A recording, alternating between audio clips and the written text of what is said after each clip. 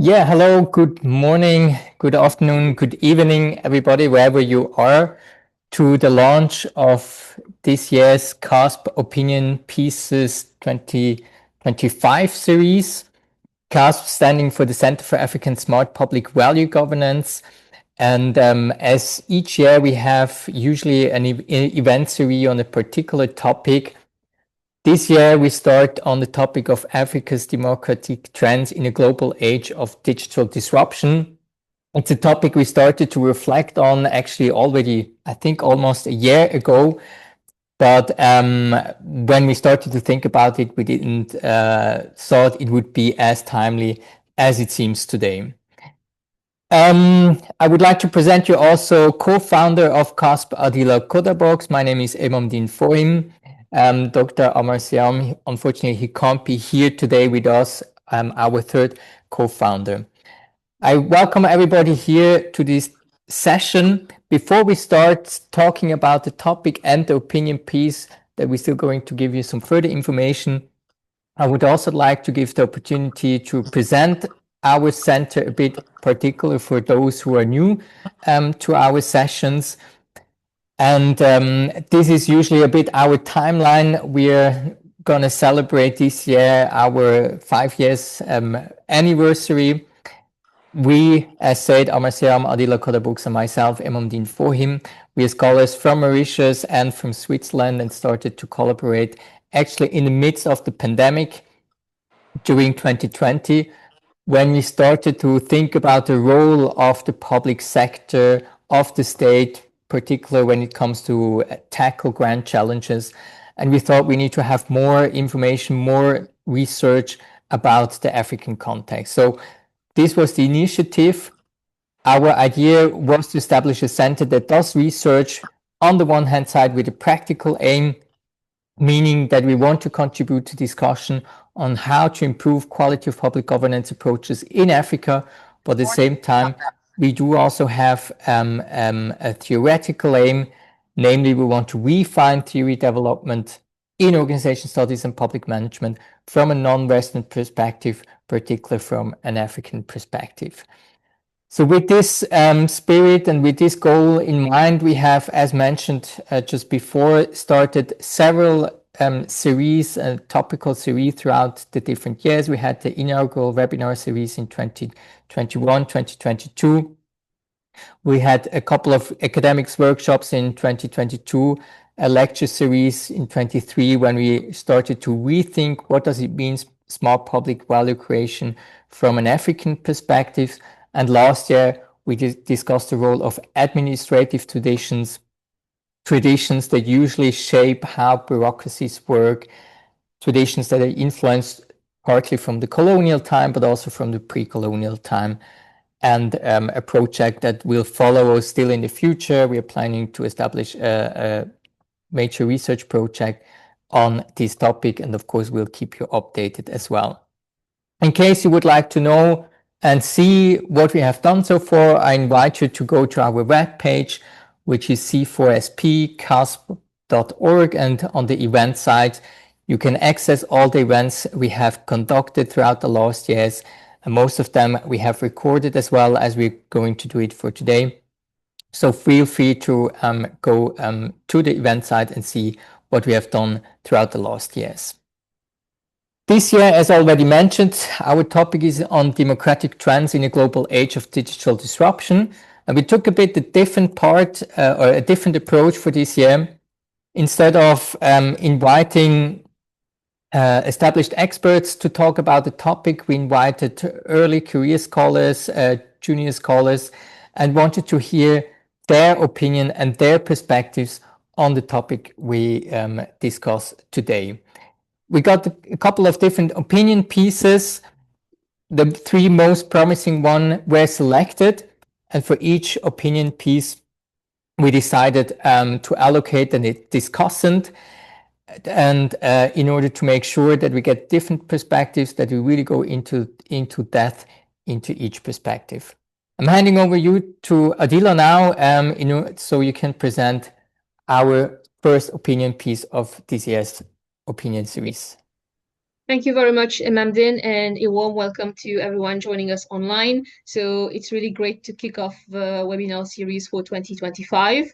And just to re-emphasize a point that Imamdin already made, since we have launched CASP 5 years ago, every year we've had a webinar series or a workshop series or a lecture series, and each one of we have worked with our subject experts and with everyone that was involved in respective webinars or lecture series, and we have been able to work on sort of research output, so a publication, be it in journal or in other forms as well. And currently we are working with our contributors from last year's series as part of a bigger project that we can't wait to share more once things are finalized.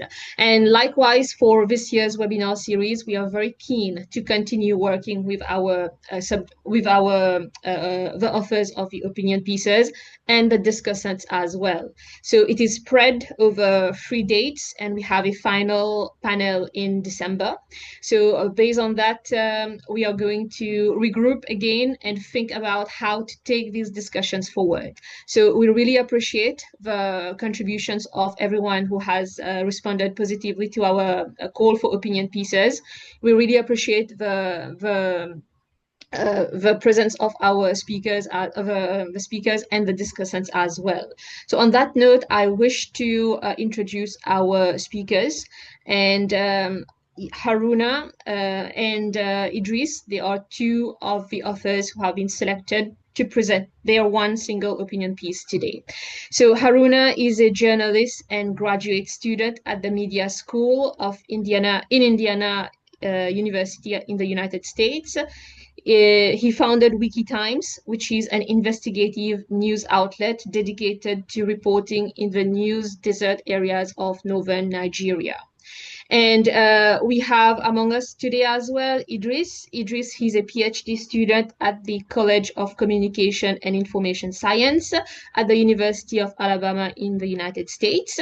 He is a conflict researcher and an investigative journalist with over 8 years of experience researching terrorism in the Lake Chad Basin, banditry, and other related issues in Nigeria.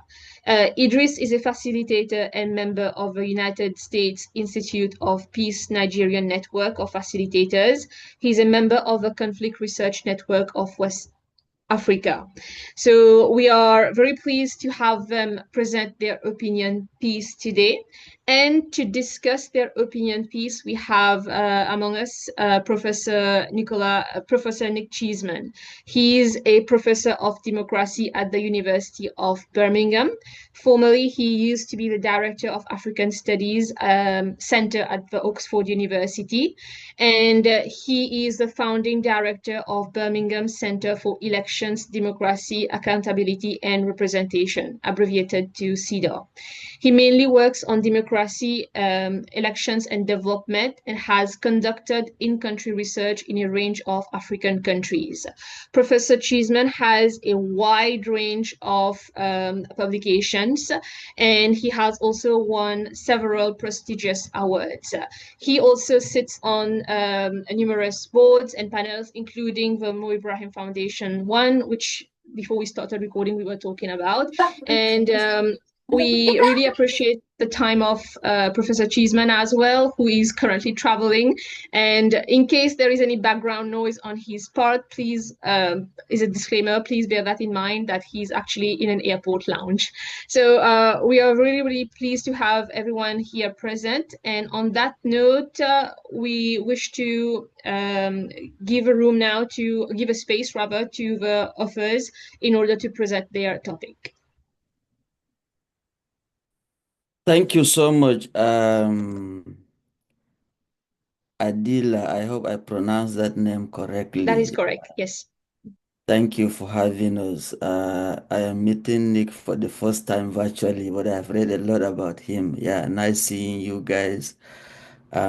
We are highly honored to be here. So like you mentioned, my name is Haruna Mohammed. I am the founder and publisher of WikkiTimes, and WikkiTimes is a small newsroom in news desert areas of northern Nigeria. So from my own experience as a journalist and managing a small news outlet, I have seen firsthand how vital local journalism is to democratic survival, especially in news desert areas, because as many of us know, democracy and credible information are interlinked. And of course, many will argue that local journalism is the bedrock of informed uh, civic life. If you want to have a decent society that is educated, that is able to take informed decision, then you have to have a well-established local journalism that will enable that to happen. And so Meta's decision, to withdraw local funding for a very fragile media ecosystem is frightening. I mean, it's many of us are very, very concerned. So basically, our article is arguing that local journalism has some significant values in our democracies, and we could see these values, for example, in the kind of culturally grounded and language inclusive reporting that local journalism has provided. We could see it in the kind of support local journalism has provided in terms of public education, for example, and civic engagement, which are critical, like I mentioned, for the survival of democracy. And so local journalism is the first line of defense, if you like, um, against misinformation, against disinformation, or against, the information disorder ecosystem. And we are strongly arguing that local outlets, for example, like WikkiTimes, go beyond just reporting. They empower citizens. They build understanding and agency, particularly in regions with, low literacy. These journalists and the outlets like WikkiTimes have done an incredible, work over the years, providing communities with the truthful information they need to know. And we are also saying that Meta's past role, for example, in supporting journalism has been very, very instrumental in helping to deepen democracy and ensure we have a healthy information ecosystem.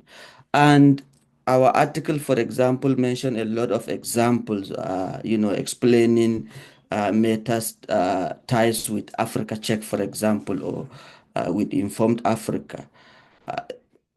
A whole lot of initiatives, for example, funded by Meta to do fact checking, to do workshops, to enable journalists even have the digital tools they need to strengthen media narratives and media literacy across the continent. And our article is basically saying that although Meta itself wasn't perfect, but it invested in countering misinformation, and the sort of collaborations helped build infrastructure that many local newsrooms simply couldn't afford on their own. So it played a role in curbing false narratives during elections and during crises like COVID-19, for example. I am a beneficiary. My newsroom has benefited from a whole lot of fellowships that has grounded our outlet to be able to do a whole lot of fact checking, to dispel toxic information, for example, that is intended basically to hoodwink people into believing false narratives about COVID-19, for example. And we could see this kind of footprints during elections. So we are basically saying that while all these efforts are gaining more ground in terms of the impact, then boom, came the nightmare, as they say in my village. We woke up to the devastating news that Meta, was ending those efforts and replacing them with the so-called unmoderated community nodes, which have already created a vacuum in the battle against disinformation. So the crux of our argument is that this decision will undermine an already precarious information ecosystem. I will argue, I mean, like we have argued, community nodes can't substitute fact-checking, especially in low literacy or conflict-prone areas. And why are we saying this? The writings on the wall are very, very clear. There is a footprint of state actors forcefully poisoning the information atmosphere with toxic propaganda. Look at China's CGTN, for example, and the kind of investment it does in promoting what they call sanitized cooperation narratives, right?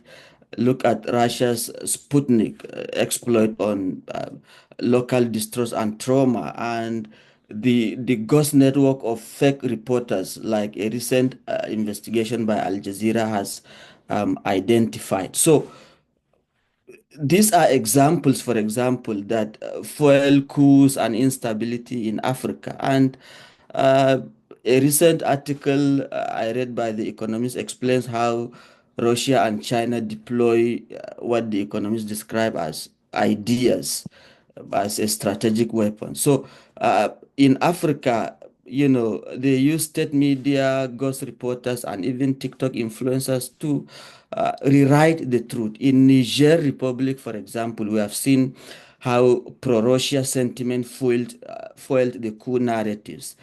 In Nigeria, our article gave examples of the recent hunger protests, where a lot of protesters in northern Nigeria are waving Russian flags.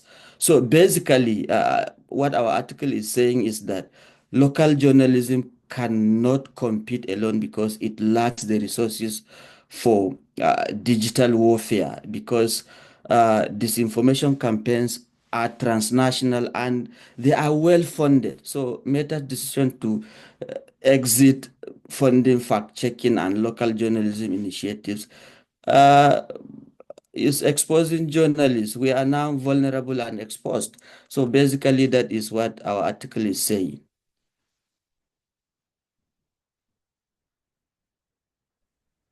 Okay, let me add something. Thank you so much, Haruna, for the excellent presentation. And thank you, everybody here. I think I and Prof. Nick know each other for long. We have done a lot of excellent work together. And I think if you could remember, Nick, we did a research, I think last 2 years or 3 years, funded by your institution in collaboration with Meta and CDD West Africa, to document, elements, of, digital, attacks, civic shrinking, and other elements that affect democratic survival in West Africa.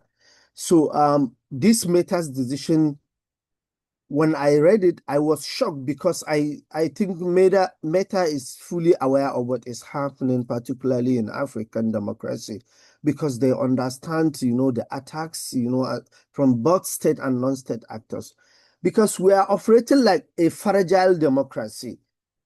Despite, the resilience, the work of civil society actors, journalism and different other stakeholders who are trying, to build a resilience among the civilians, like democracy is the best option, but still, there are attacks from different angles. When you look at, even before Meta's decision of removing their fact-checking, the funding, and some other things to the local journalism, there are a lot of,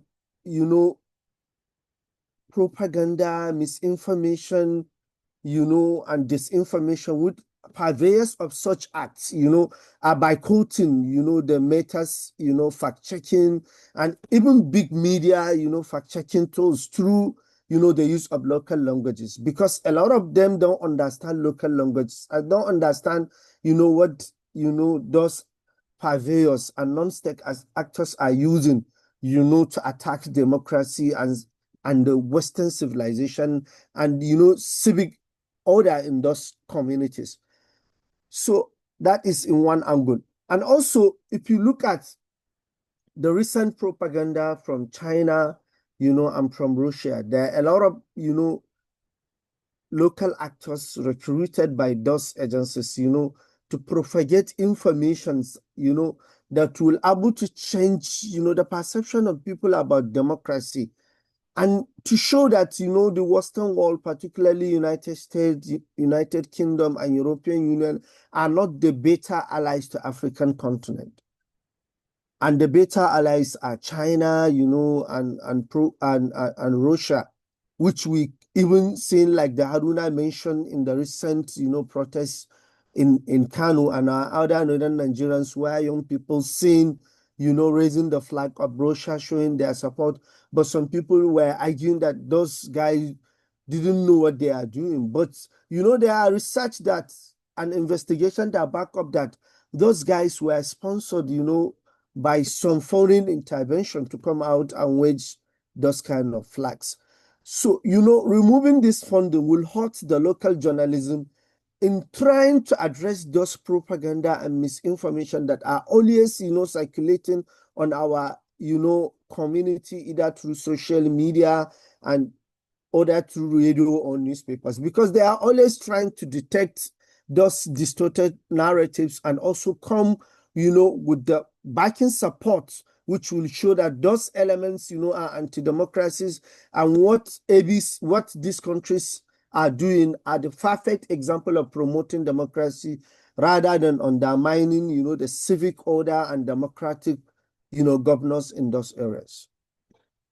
This, the little I can.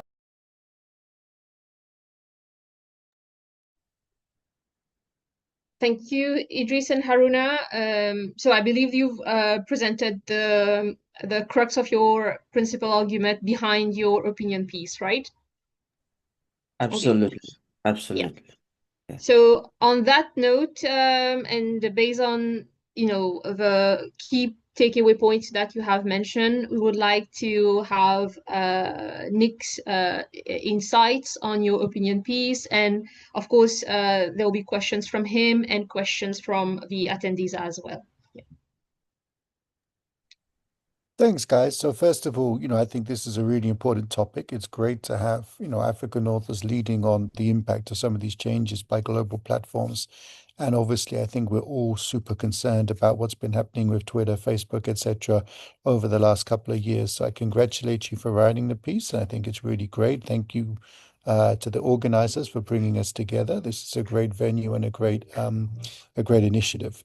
In terms of the piece itself, I guess I have two sets of comments. One is, trying to encourage you guys to go a little bit deeper in some areas and tell us a little bit more about what you actually think the effect will actually be. And the second is maybe to think about, how we frame the argument. Maybe I'll start with the framing points first. I think there's a slight risk at times that we kind of idealize the situation before and also that we slightly catastrophize the situation now. So what do I mean by that? I mean, the way that the piece is written at times creates a little bit of a sense that the previous system was working well. My suspicion is that although it was a much better system, it also had major flaws. We saw, for example, insiders from within Facebook and Meta come out and explain what had actually happened in places like Ethiopia under the previous set of regulations. So I would like maybe a little bit more sort of reflection on, what were the problems with the previous system? To what extent did we actually already have a system that wasn't working particularly well? And then in terms of the kind of catastrophizing, I agree with a lot of your predictions of the negative outcomes of this. But I guess I also want to ask, what are the potential for citizens to start to learn? So yes, maybe citizens can be conned by Russia once, twice, but at a certain point, might citizens start to understand that this is disinformation, that certain kinds of messages are less reliable? We know, for example, if you look at surveys, that people get a lot of news online, but they also distrust a lot of news online. A lot of African citizens say, yeah, I get a lot of news on Facebook, but I know that news is not as reliable. I get a lot of news on WhatsApp. I know it's not as reliable. So I wanted to kind of ask, what are the limits of this? Are we actually going to see people become more digitally literate? I know we're talking, and you mentioned this in the piece about, in some cases, populations that don't necessarily have the highest levels of education. But, those same populations are often quite cynical and aware of the ways in which their leaders try and manipulate power. So are we going to start to see a kind of homegrown version of digital literacy where people start to realize that a lot of this information is being produced to try and persuade them in ways that are not completely reliable? The other thing that I wanted to get your feedback on a little bit more is, what can now be done? So it's important to report on this and to explain to people why this is bad. But we also have to, avoid, I think, creating the impression with people that what we have is what we have is a situation where nothing can be done, because that demobilizes people, it disempowers them, it creates a situation where people are afraid, and if we want to inspire them to do more, I think we have to avoid that. So I wanted to encourage you to maybe kind of end your comments today with some thoughts on what are the options. Are you suggesting that there's nothing that can be done, that we're just in this really bad space and there's no way out of it? Or might there be some possibilities that we could actually, for example, see new homegrown initiatives of fact checking or other kinds of systems emerging that would enable us to push back, a little bit on what we're seeing? And then, finally, just to sort of think a little bit about, what does this mean for politics more broadly? So, I wrote a piece recently, or not recently, but back end of last year for the BBC about the fact that, last year we actually saw more transfers of power in Africa than ever before. We saw 5 countries have a transfer of power, from Botswana to Ghana. And so on the one hand, we saw significant issues of disinformation. We also saw, clear attempts in some of these elections to use disinformation to manipulate the elections. But we also saw a lot of governments lose power because ultimately citizens were able to see beyond those campaigns and to actually go out and vote for the opposition because they wanted change.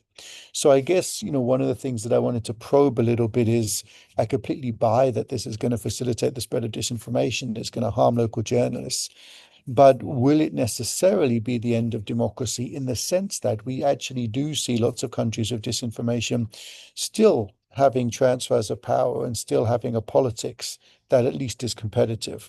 So again, maybe it's just about saying, again, I agree with everything you're saying, but maybe it's just about nuancing a little bit in terms of recognizing that even within this difficult situation, political change might still be possible. Even within this difficult situation, high quality political debate is still possible, and to start thinking really hard about what would be the ways that we could sort of tease that out a little bit. So those are my initial thoughts. I'd be interested in hearing the speakers come back on them, and maybe, we could discuss some of that at greater length. Also interested in, whether or not they're thinking about follow-up pieces, particularly, that piece on what do we do next? Could be a sort of follow-up piece in terms of this piece could be sort of depicting why the situation is so challenging. Then there could be another piece on, are there any options available to us moving forwards? Then maybe just the final thought is, it would be interesting to hear a little bit more from them about what they see as the most significant outcome of this. So, one of the things that I've been sort of discussing with people is, some people have been suggesting that they think that the biggest outcome of this kind of development is not so much sort of party political. It's not necessarily that one party wins over another or something like that. Their suggestion to me was that one of the biggest challenges is that basically this kind of undermines trust. It undermines the trust of people in each other. It undermines the trust of people from different communities. And that generally speaking, the bigger picture here is not that, necessarily always one party benefits or the other party benefits, but that actually it just is corrosive of the trust within society, and that trust is necessary for democracy to work. It's necessary for us to agree on public goods. It's necessary for us to have societal harmony, to avoid political conflict and violence, etc. But I wondered whether, you guys would agree with that. Like, what is the actual kind of consequence of this for the type of politics that we'll see in the future? So I'll leave it there. I look forward to hearing from the authors, but well done to the authors for putting this together. And yeah, look forward to the feedback. Thank you Thank so you much, so Nick. much. I mean, can I take that on immediately or? Mhm. Okay. Yeah, yes, you can. Yeah. Okay. Yeah, I mean, thank you so much for the feedback. I mean, you've asked a lot of questions and a lot of wonderful points. I think it will take us more than an hour to be able to unpack some of the things you raised, but they are fundamentally very, very important. So let me start with what can be done? What can we really do in the midst of this terrible situation? Naturally, I am an optimist. I believe that whatever challenges we are confronted with, we have the capacity to confront them head on by looking at a whole lot of initiatives, by coming together as a people to confront some of these difficulties. So I think let me start by saying that within the journalism ecosystem itself, a lot of local newsrooms in Africa are beginning to rethink about journalism model generally, because we know that as local newsrooms, we need resources to continue to survive. We need funding to continue to do the kind of journalism we do. And it will be delusional for somebody like me to think that donor funding will continue to flow into local newsroom. That is not sustainable. So constantly as platforms, as local newsrooms, we are also beginning to think, and there are a whole lot of initiatives within that ecosystem to think of sustainable business models that will allow local journalism to survive and do the kind of work it does in that atmosphere. Pardon? Someone weighing in. No, go ahead. Continue, Haruna. Yeah. Okay. Yeah. So, I was saying that there are a whole lot of initiatives within that atmosphere to make things work, right? I am aware of donor fatigue, for example. Donors cannot continue to fund local journalism forever. So the question then becomes, what are we doing within that atmosphere to be able to find the resources we need to have to continue to do credible journalism. So there is a whole lot of rethinking effort. There is a whole lot of newsroom making effort to think about financial sustainability models that will allow them to continue to generate money and to do the kind of work they do. There is this program funded by MDIF. We call it NAMIP in Nigeria, the Nigeria Media Innovation Program. So it's a program that housed a lot of local news outlets that is trying to win them away from grants, away from relying on native advertising and all of that, into thinking about other sustainable business models that will fund journalism. So there is a whole lot of rethinking, there is a whole lot of effort within that atmosphere to make journalism work. So I totally agree with you that as a people or as a continent that are confronted with this kind of challenges, we don't just have to call it a day and say that, oh, we are all going to die tomorrow because Meta has pulled out its funding. No, it's not going to happen. It's an opportunity sometimes for us to say that, look, guys, I think the reality is beckoning. We have to do a lot of rethinking. We have to do a lot of recalibration within our ecosystem to be able to find resources to fund journalism, because we believe that journalism is a veritable instrument that could put power on check, that could enable us have a functional, decent society. And from the governmental perspective, we have seen efforts in, say, South Africa, for example. There is a whole lot of policy pushback, if you like, from governments, from organizations, pushing back against some of these big techs. We've seen the recent intervention by government institutions in South Africa. And we have also seen a recent pushback in Nigeria sanctioning Meta, for example, even though one could argue that that is not going to benefit local journalism in any way. But at least the drivable lesson there is that it shows that people could actually mount a pushback. People could say that, look, we have to have a conversation on this. We have to have some form of pushback, and we have to have some form of rethinking. We have to have some form of remodeling to be able to confront these challenges head on. So I will comment on one more thing before I yield the floor to Idris. I mean, like I mentioned, you've really raised some very, very important points, and I am afraid we may not have time to comment on them. I would love to respond to your question about the fate of democracy. Is democracy going to die in Africa because organizations like Meta are pulling out their funding?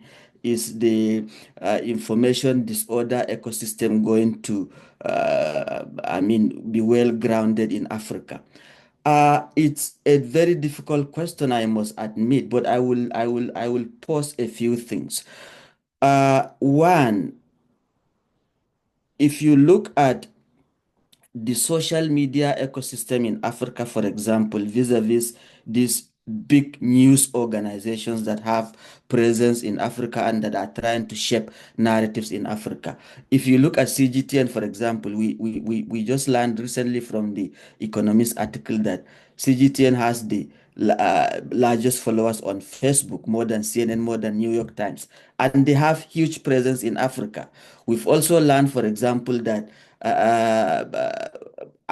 Russia's RT is even hiring influencers, working with influencers within the Africa media ecosystem to churn out narratives. So these are things that should scare all of us. But as to whether uh, we shouldn't have hope, or as to whether democracy is going to die, I don't think so.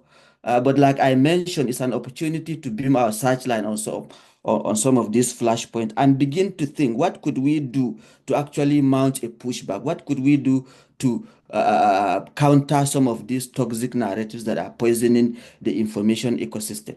I mean, historically, we've learned that Russia and China don't care about accountability. They don't care about African leaders siphoning resources. They don't care about African leaders evading accountability and trampling upon human rights violations and all of that. So these guys historically show that they don't care.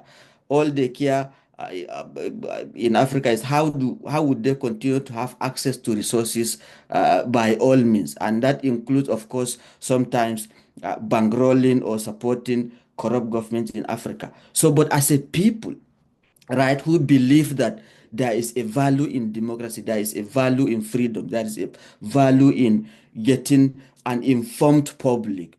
It's an opportunity for us to rethink our ways of doing business, rethink our ways of relating with other forces, even outside the continent. So it's time to look inward. I will strongly say that we are very, very optimistic. Democracy is not going to die, but a whole lot of things has to be put in place to make this kind of small initiatives, this kind of small resistance work. Over to you, Idris, if you want to add Excellent something. point, Haruna. Like the way Haruna said, answering all these questions, needs us to rethink. But let me say something. I think, Nick, you raised question regarding to how well people can be literate about mis and disinformation and other propaganda elements in this kind of thing. Even though I'm optimistic, but the major problem, I think, which I keep always, showcasing in different forum, as long as there is issue of this distrust and the wide gap, between those who occupy public offices, and people, the voters, this kind of disinformation and misinformation will be always, becoming popular among, the locals, among the people in Nigeria. Let me just give you example. Those propaganda from Russia and Chinese are not just flowing into Nigeria just to attack democratic, order or to attract, civil order. They are looking at some of the cracks that we have when it comes to the attacks by Islamists, the terrorists on democracy and civilization.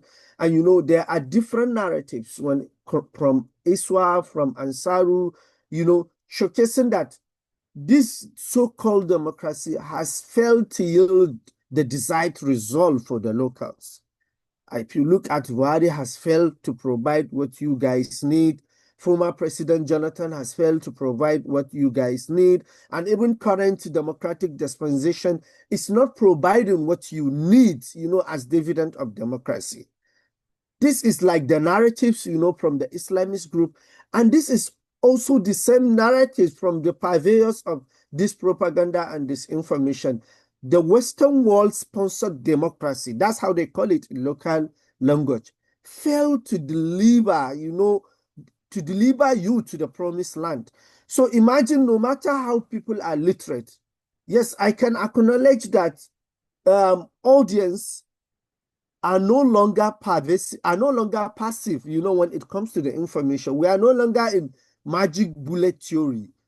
Audience are now active. They can understand, this is fake news, this is misinformation. But, for them to believe that because of distrust, that is already existing, that is the major challenge. Because a lot of people will tell you that, yeah, I can agree with misinformation, but what, and so what?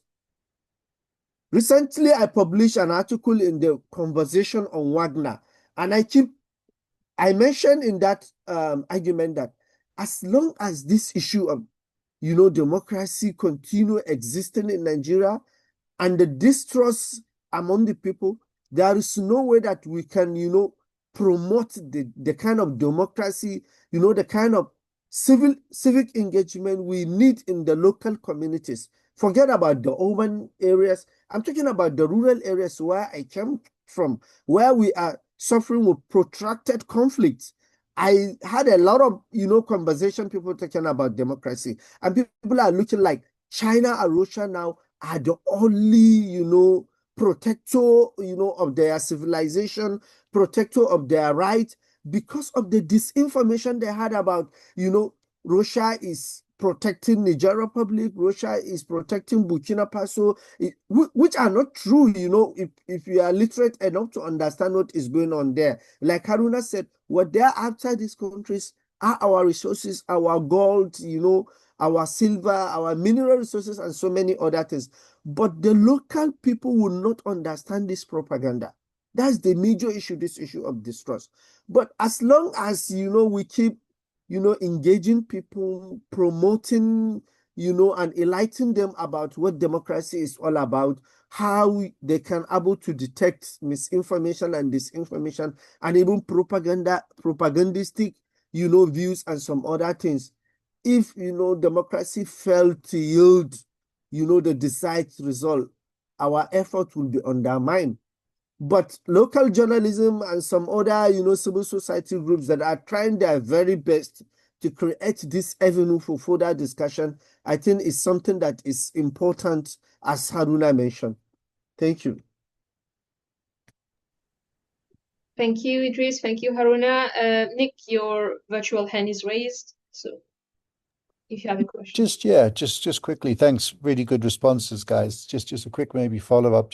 One of the things that you talk a lot about in the piece is about the impact of this on local journalism, and you take it down to the grassroots. I really like that you talk about community radio and other forums that enable people to get, I think you talk about kind of culturally nuanced reporting in languages, that people speak rather than English and French all the time. I think those are really good points. I wanted to see if you could just give us a little bit more detail on what you see the impact being. So Are you talking about the impact on local journalists coming because Facebook was funding local journalists to do fact checking and now that's gone? Is that the mechanism? It's a financial one? Or is the idea that the impact on local journalists is that there's no fact checking, so it's harder for local journalists to get people to agree on what the truth is and what reality is, and therefore it's kind of that the information environment for local journalists has deteriorated, or is there something else? So maybe you could just tell us a little bit more, what's the mechanism that you see that sort of impact from this onto the local journalists? Thank you, Nick. So basically, we know that it's very expensive to do fact checking and to sustain those efforts. Whether you are talking about the resources you need to hire and capacitate local journalists, or you are talking about the tools needed to sustain fact checking, it's just naturally very expensive. And most of the times, these local news outlets are battling to have resources. I will give you an example with my own newsroom, for example. WikkiTimes does not make any money outside grant, because what we constantly do is we do investigative reporting, and because that is what we do, governments and business conglomerates don't advertise with us, so we don't get other resources outside grants. So Meta has supported a lot of these local news outlets that rely heavily on those resources coming from organizations like Meta. So all that has gone. I will give you an example with an organization that is even more well funded than WikkiTimes, CGID, for example.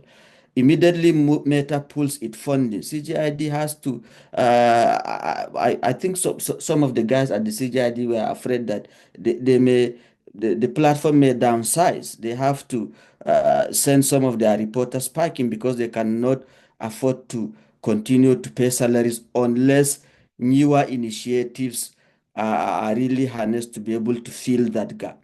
So most of these news outlets rely on the funding coming from organizations like Meta to even pay salaries. So all of that has gone. So if you cannot pay salary, you cannot keep those staff. And if you can't keep them, fact-checking efforts will not continue, because what it means is that you have to downsize as a local newsroom to be able to continue operating. And in some cases, some of the outlets are completely threatened. They may not even continue to exist if other efforts are not actually put in place to get means of generating resources. So one, you need those resources to fund them. You need those resources to pay salaries. And more importantly, you need those resources to capacitate the journalists, because for us to do fact checking, we have to have the commensurate capacity.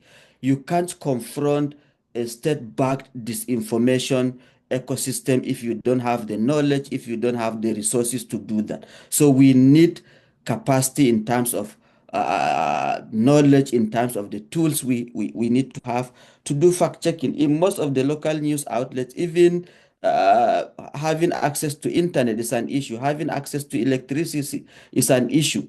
Some of the local news outlets have to rely on generators, for example, to get electricity to work in their newsroom. So they need resources. So those resources are not there anymore because organizations that are funding those local efforts are pulling out.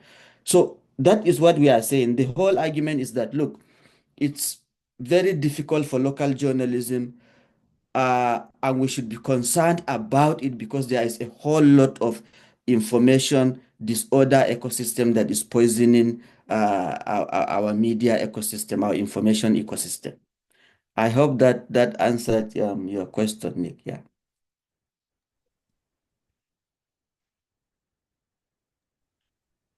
Idris, did you have any follow-up comment? I think Haruna has said it all. We can move on. Okay. Interesting discussion, and indeed, this is a topic that we could go in depth over more than the hour that we have allocated today for this topic. But Nick, did you have any question, additional feedback to ask our authors? No, that's it. All good on my side. Thanks, everyone. Thank you. And on that note, we would like to open the floor now to questions from anyone who is attending, or including from our speakers as well. If you have further questions to ask, maybe rhetorical or to make us think further, feel free to do so. Anyone with a question, feel free to raise your hand, use the chat box in case.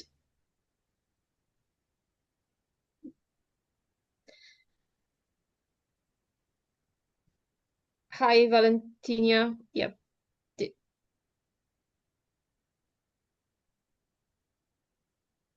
Yes, Matthias, please go ahead. Thank you very much. So great discussion. I really enjoyed this. You mentioned earlier the South African Commission and the attempts to change the current setup when it comes to the information and access of news agencies on social media. Do you see this as a model or an attempt that should be implemented in other countries as well? Or do you think it's an attempt, but we need something significantly different to that? Thanks. Yeah, it's a very great question. I absolutely think it's an initiative that should be replicated across many countries in Africa. Because if we want to be frank, we know that these algorithms are not neutral anymore. We have seen examples from Google that is manipulating this algorithm in a way that disadvantaged local news outlets. And these outlets are investing heavily in producing content, and this content ends up benefiting the big tech. The same thing done by Meta. The privacy violation in Nigeria is one good example. And so there are a whole lot of things going on within this big tech that is disadvantaging local news organizations across the continent. So I think African governments and I think media organizations within those countries need to also mount a very serious pushback. They need to mount pressure on our governments to ensure that these big tech are held to account. There is no reason why we should continue to produce content and this content ends up just benefiting this big tech. When we know that we need strong media organizations to have, to continue to deepen our democracy, to continue to hold power to account. So I strongly believe that the South African example is a good model that other African countries should look into and replicate, perhaps more stronger than the efforts we've seen from South Africa. Thank you. Thank you, Matthias. Thank you, Haruna. In case Idris doesn't have anything else to add to Matthias' question, Hans-Peter, you can ask your question. Yeah. Thanks so much. Thanks everyone, in fact, of presenting and for the interesting discussion as well. I have to say, I'm Hans-Peter Wies from the Swiss Agency for Development and Cooperation, which is part of the of Switzerland's Ministry of Foreign Affairs. I have to say I haven't read the article, the report. So my experience or information is just based on what I heard now in the last hour.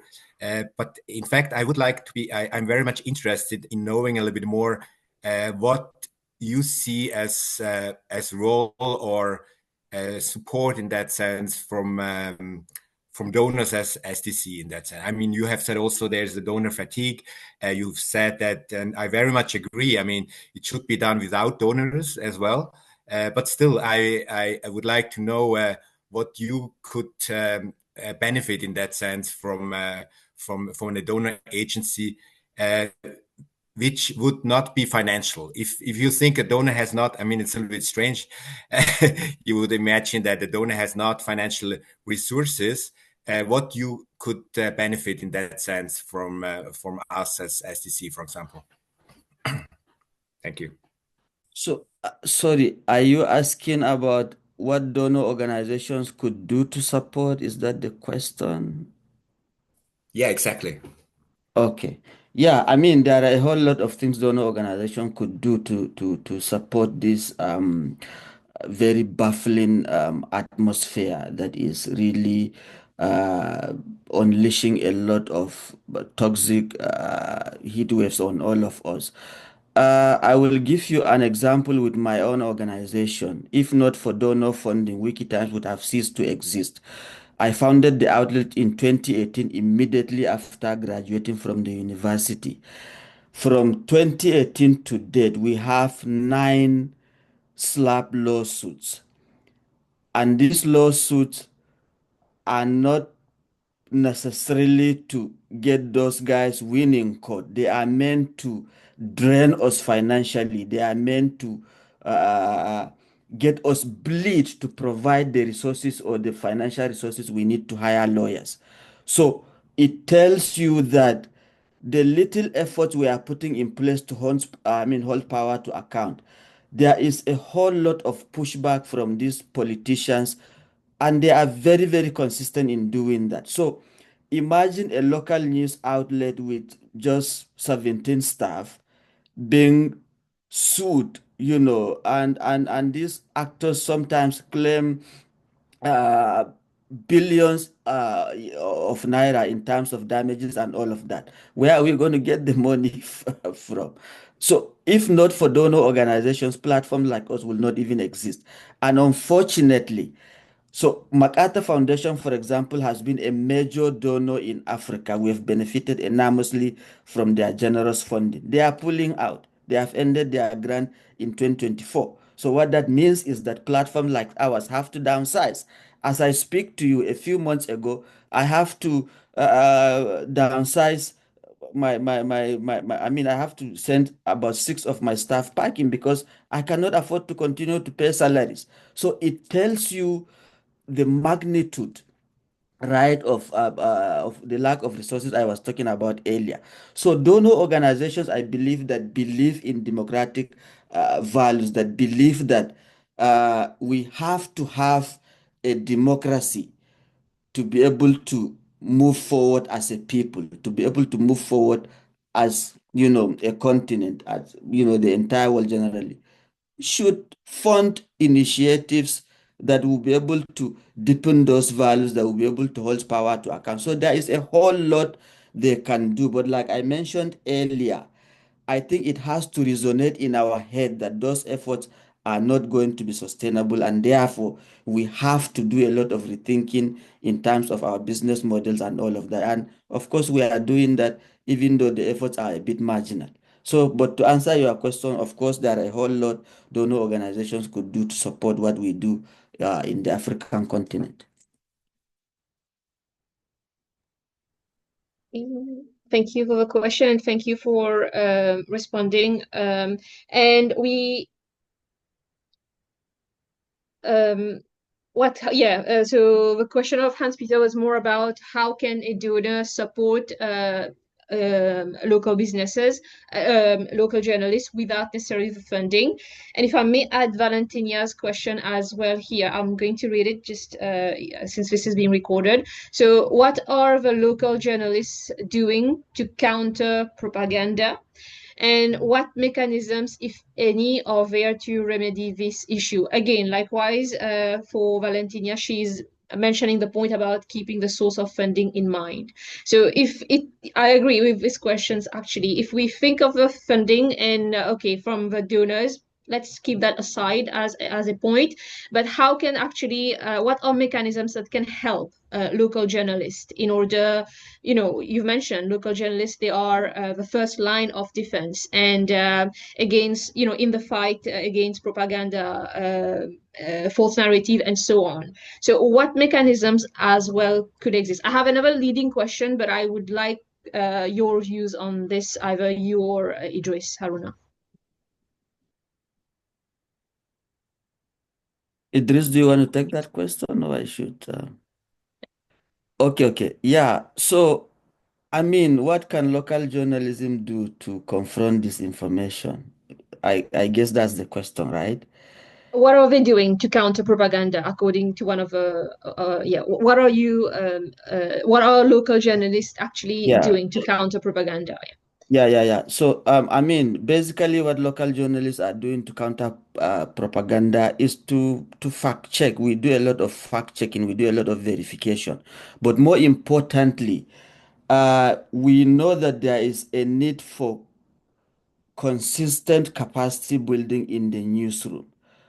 Most of our journalists, unfortunately, do not have the commensurate expertise to confront this toxic propaganda atmosphere because, I mean, these sophisticated, um, well-funded organizations sometimes deploy AI, deploy a whole lot of deep fakes, for example, to churn out this propaganda. And for you to counter that, you have to have at least some commensurate expertise in terms of journalists' ability to, have hands-on, hands-on training, have familiarity with these tools and all of that. So there is a whole lot of demand, and unfortunately, sometimes the newsrooms are not well resourced to be able to do that. But yeah, so we are arguing that if newsrooms are well funded, well resourced, well capacitated, they will have access to these tools. They will have access to knowledge. I mean, we need to capacitate our journalists even in terms of knowledge. How should they, in the first place, identify that these are misleading information, for example? How should they even identify that somebody is trying to poison the narratives with an agenda? You need to have journalists who are well grounded in terms of knowledge, who are well versed in terms of even identifying these red flags, because you have to identify them to be able to confront them. And you cannot identify them when you don't have that expertise, when you don't have the tools to do that. So yeah, at our own small level, small scale, we are putting in place measures to fact check. We are putting in place effort to train our journalists to get them access to tools. And that is why collaborations is very, very important here.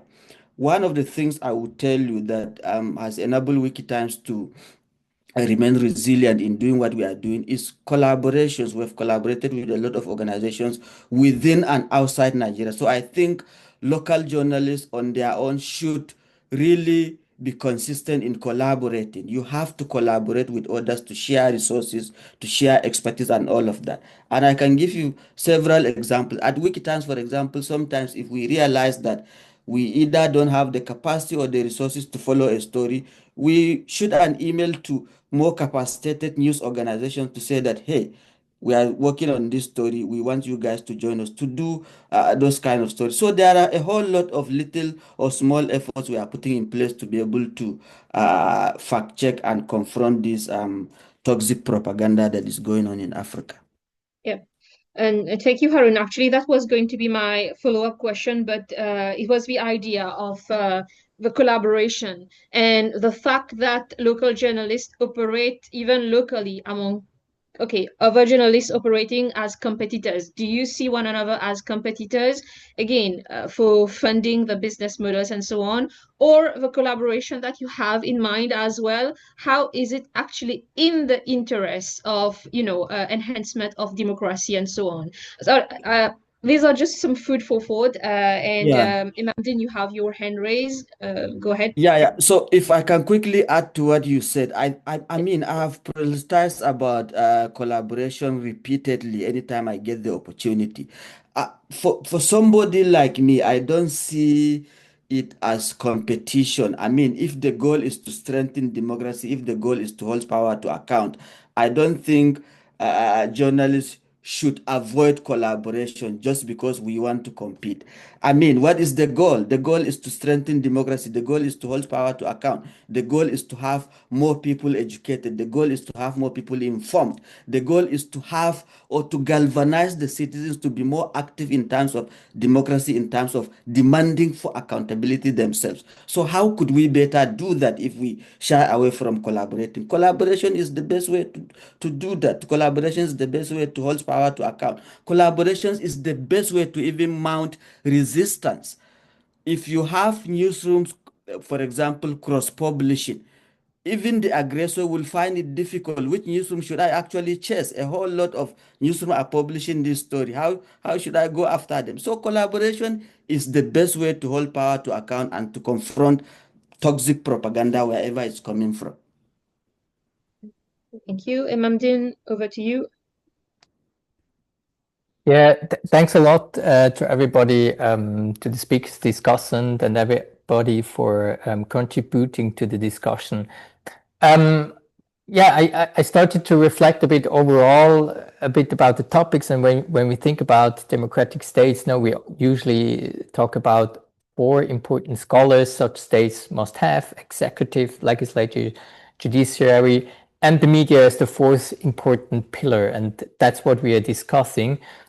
And so what I realize is that actually, okay, in many African contexts, the media is kind of a weak pillar. And now with these changes, we are in a disruptive time. It makes it even more challenging. So there are threats and opportunities at the same time. And the question is, what can external factors with the same values help to contribute, support you? At the same time, it's also a question, how can kind of actors on the ground take new chances, responsibilities? And you talked several times about, okay, we need to reconsider the business models, our business models. And I want to add a bit to the follow-up question that Hans-Peter had, because when we think about quality journalism, I think it's a topic worldwide. We have that also here in Switzerland. And there's, for example, a news portal that finances themselves exclusively via kind of abonnement, so people really paying for that, so to make sure that they're not dependent on advertisement and so on, and at the same time they can provide better quality journalism. Could that be an opportunity to bring, and now from a donor perspective or from an external actor with the same goals, to bring you kind of with such different news portals into contact to rethink about your business models? What could be different revenues to make sure that you can provide quality journalism? Could that be kind of a collaboration that could work for you? What are your thoughts about that? Yeah, I think it's a great question. And I will simply say yes to what you suggested.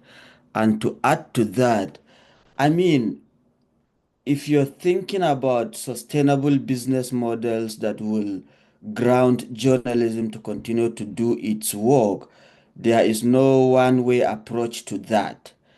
And we have seen different examples from different countries. I mean, there are singularities or peculiarities, if you like, that may be peculiar to certain contexts that may not necessarily apply in other climes. And that is why, like I mentioned earlier, we are testing a whole lot of ideas. Last week, I was having a conversation with my newsroom, and we were thinking about the little efforts we are putting in place to win ourselves off grants and off donor, advertising. And somebody suggested that why shouldn't we go into agriculture as a newsroom? We are from northern Nigeria. Northern Nigeria has a lot of land, right? That we could cultivate to make money. Somebody was saying, why wouldn't we get some money and invest in agriculture, and then we use the proceeds to fund our journalism? I mean, it's look crazy, but what is wrong in exploring those options, for example? So there is no one, I will argue that there is no one way to think about how to sustain journalism.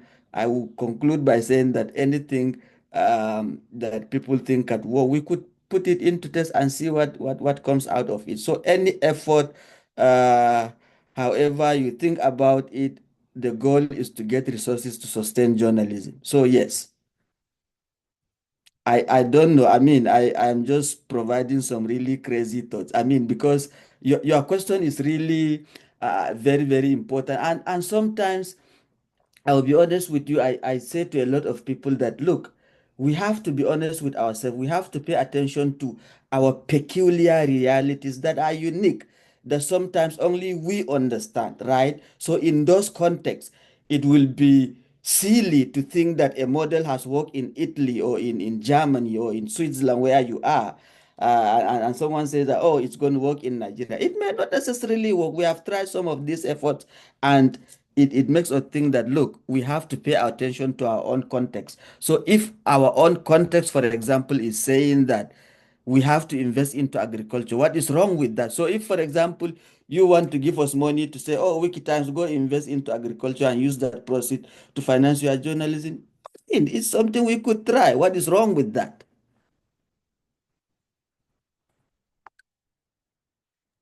Yeah, I yeah, hope you have, yeah, go ahead, please. Thank you. so yeah, I was just thinking that so perhaps this is the way forward is to think about a model that works for local African journalism and to build on that. Perhaps it already exists, and it's about digging deeper and understanding how these are working. You know, you make this distinction as well between rural context and how we get access to information and other city places and urban places and so on. I mean, there's a lot to the topic, and there's a lot of ideas that we are extracting. And your opinion piece, in addition to your experience in the field, are very much add-ons that we look forward to discussing further.